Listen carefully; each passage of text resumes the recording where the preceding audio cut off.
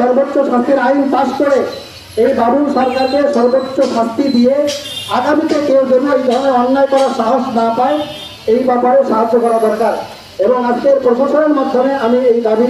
অন্তর্বর্তীকালীন সরকারের কাছে পৌঁছাইতে চাই, যাতে করে আগামীতে কেউ এই ধরনের অন্যায় করতে না পারে। আল্লাহ তাআলা আমাদেরকে আজকের এই জমা হওয়াকে কবুল করে এবং আগামীতে কেউ যেন এই ধরনের অন্যায় করতে সাহায্য কুলাঙ্গারদের বিরুদ্ধে কঠোর অবস্থান গ্রহণ করার জন্য পর্যায়ক্রমে একের পর এক যে কোনো পদ্ধতি অবলম্বন করতে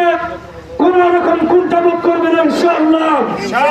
সংগ্রামী তাওহীদ জনতা শুধু এতটুকু বলে দিতে চাই,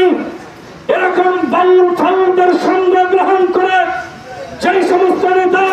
যেই সমস্ত ব্যক্তিরা তাদের পথ অবলম্বন করে তাদেরকে সহযোগিতা করার চেষ্টা করবে,